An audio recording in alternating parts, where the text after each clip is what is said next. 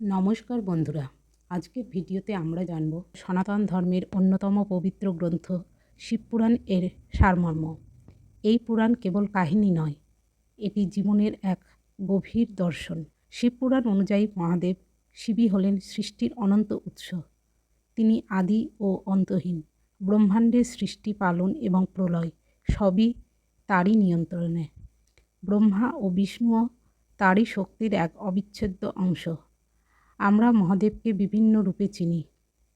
কখনো তিনি ধ্যানমগ্ন শান্ত মহাদেব, কখনো তিনি রুদ্ররূপে ধ্বংসের প্রতীক, আবার কখনো তাণ্ডব নৃত্যমত্ত নটরাজ। অর্ধনারীশ্বরের রূপ আমাদের শেখায় যে পুরুষ ও প্রকৃতি একে অপরের।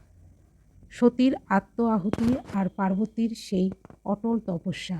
শিব পার্বতীর এই প্রেম কাহিনী আমাদের শেখায় ত্যাগের মহিমা। এটি কেবল এক মিলনগাথা নয়, বরং সংসার আর আধ্যাত্মিকতার এক অপূর্ব ভারসাম্য। আমরা সবাই জানি শিব, তিনি ভক্তের চোখের এক ফোঁটা অশ্রুতেই তুষ্ট হন। কিন্তু মনে রাখবেন, সত্যিকারের ভক্তি মানে কোনো কিছু পাওয়ার লোভ নয়, বরং নিঃস্বার্থ আত্মসমর্পণ।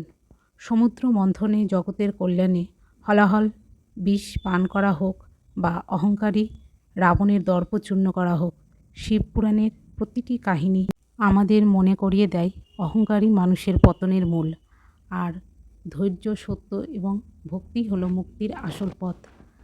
তাহলে বন্ধুরা, শিবের এই মহিমা থেকে আমরা শিখলাম অহংকার নয়, নম্রতায় লুকিয়ে আছে জীবনের সার্থকতা।